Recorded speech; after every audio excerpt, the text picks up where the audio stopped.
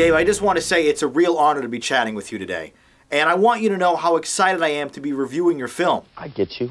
Because let's be honest, it isn't anything special. You've done this type of movie a dozen times before, and it's just... Let's just back it up a moment. Okay, sure, where did I lose you?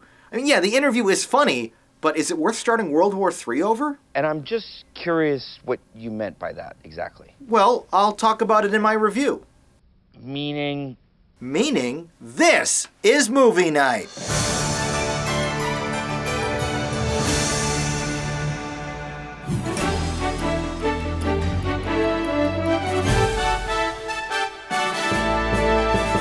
Hello and welcome to Movie Night, in-depth film reviews in 5 minutes or less. I'm your host, Jonathan Paula.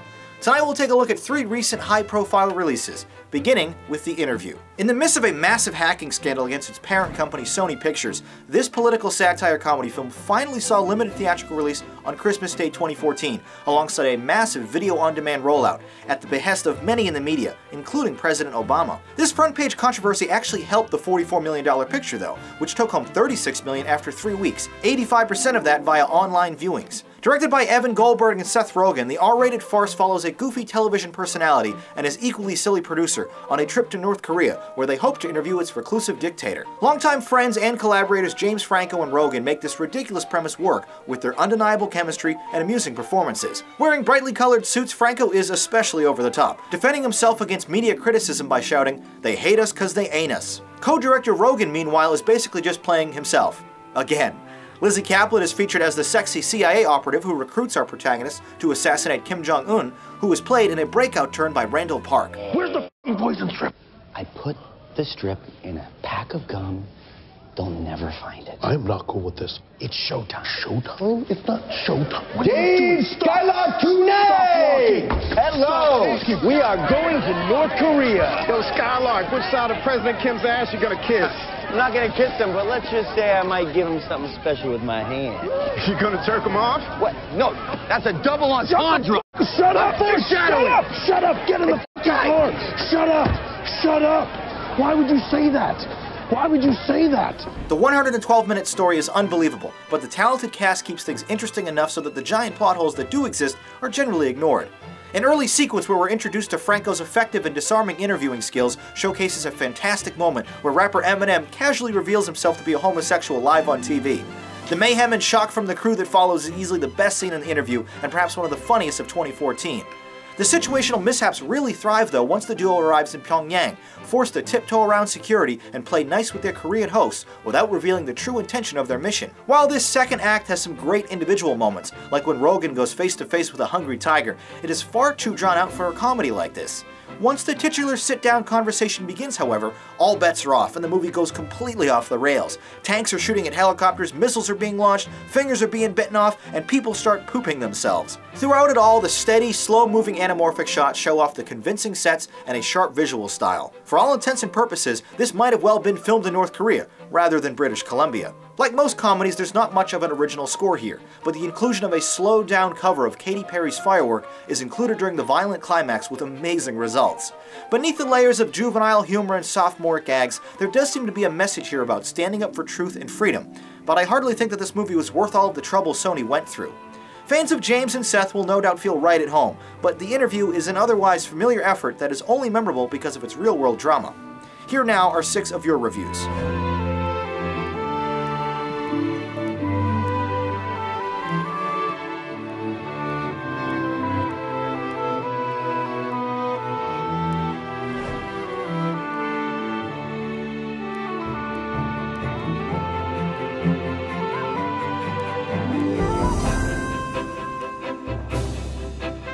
Thanks to its unique on-demand / theatrical release, many got a chance to see this one, with you applauding the humor in spite of its familiarity, scoring this a 7. Park was great as the antagonist, and everyone played off each other really well. I enjoyed it enough to score this a 6. For tonight's poll question, if you could interview any celebrity or politician, who would you like to chat with? Leave your response as a comment below. Next up tonight, Into the Woods.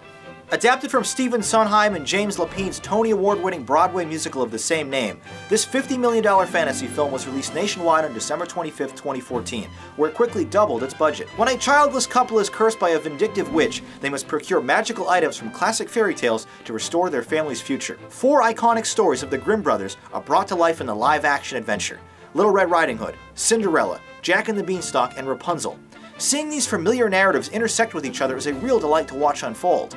The 125-minute story switches between these parallel characters as they sing and prance their way into the dark and mysterious woods, where a majority of the PG-rated action takes place. The ensemble cast includes Meryl Streep, Emily Blunt, James Corden, Anna Kendrick, Chris Pine, Johnny Depp, and a number of younger actors who all shine with the poetic dialogue. Backed by a classical orchestral sound, the original music woven throughout is peppered with whimsical lyrics that help propel the various story threads forward. Kendrick and Corden are wonderful with these singing responsibilities, but Pine, Depp, and Streep all seem a bit uncomfortable with it. While fleeing from the prince, time itself freezes so Kendrick may indulge in a singing soliloquy, as particles remain suspended in the air all around her.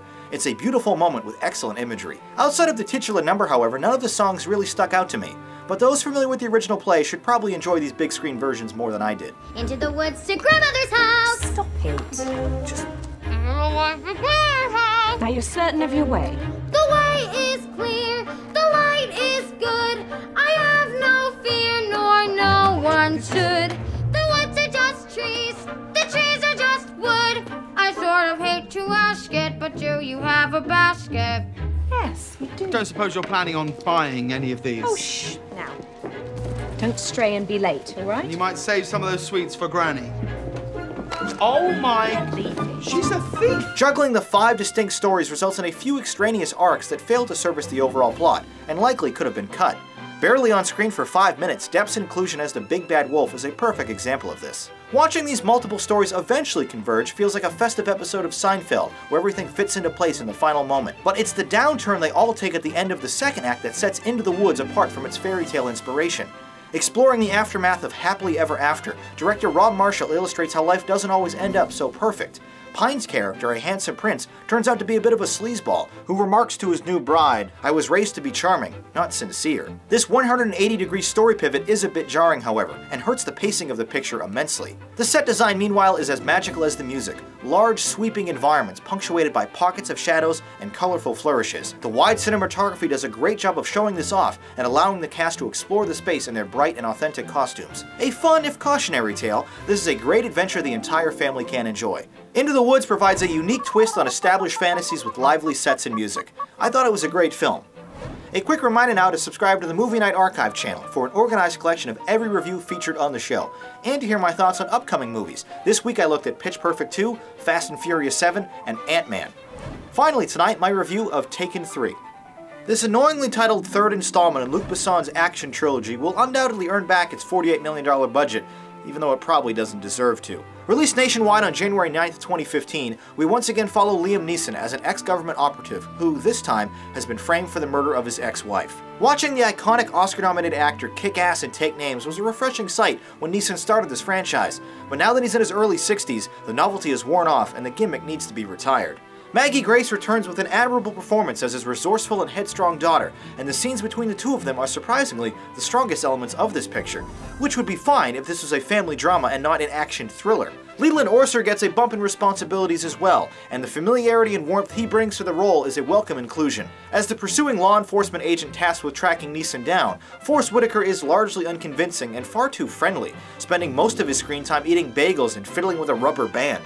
Remarking on his inability to catch the protagonist, these guys could lose a tail if it was attached to a dog. In what is an insulting invalidation of everything that occurred in the first film, the stepfather character, played perfectly by Xander Berkeley in a small role, has been replaced by Doug Ray Scott for some reason, and it really ruins the established dynamics between the characters. The fact that he received a complete personality rewrite doesn't help either. The first picture combined fast-moving fights with a provocative premise and exotic locations, and although Taken 2 was an unnecessary disappointment, it did deliver more of the same. This third installment, however, has fallen even further from the tree. Tak 3-in is nothing but a watered-down procedural set in boring Los Angeles. So far, police have not told us what happened inside the apartment where earlier this morning a woman's body was discovered. Brian Mills is the owner of the apartment and the ex-husband of the deceased. As you can see, they are removing the body now. You're on the news. I didn't do it, Sam. Obviously you didn't do it. Are you all right? I'm going down the rabbit hole. The code's still the same. Yeah, it's still the same. I'll be in touch. Be careful. It's extremely frustrating that the entire PG-rated story is built on a stupid character decision. Neeson decides to raise hell, fight innocent police officers, rack up millions in property damage, and for what? He's just too stubborn and impatient to let the cops do their jobs. Besides the humdrum plot that was executed with far better precision and results in The Fugitive over 20 years ago, director Olivier Megaton has no idea how to construct a fight sequence. A car chase down a nondescript LA freeway literally has edits every 10 frames. There's no continuity, choreography, or semblance of geography here, just a jumbled mess of grunts, punches, crashes, and bullets, vaguely resembling an action movie. And at 109 minutes, this lumbering excuse for a thriller is also 15 minutes longer than either of its predecessors. Nathaniel Macaulay returns to score the picture, but it's tough to appreciate beneath the loud violence and clumsily written dialogue. While fans of the series may find some value here, this is an unmemorable experience that disrespects what came before, and is not something I'll be watching again. Taken 3 is a sloppy, incoherent, and poorly motivated film suffering from ADHD. I thought it was lame. Now let's take a look at what you're saying about other films currently playing in theaters.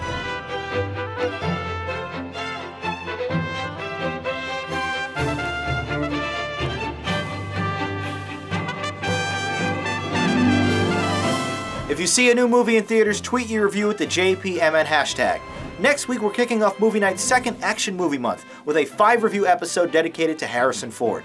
We'll be talking about Blade Runner, Witness, The Fugitive, Air Force One, and Hollywood Homicide. If you've seen these films, share your opinions by voting in the polls below or by leaving a comment review. And if you'd like to watch more Movie Night reviews, check out the related videos on the right or click subscribe to be notified of all new content. Also, be sure to follow me on Twitter, Facebook, Google+, Instagram, Letterboxd, or Patreon for updates and exclusive content between episodes. Once again, my name is Jonathan Paula. Thank you for watching and listening. And until next time, have a good movie night.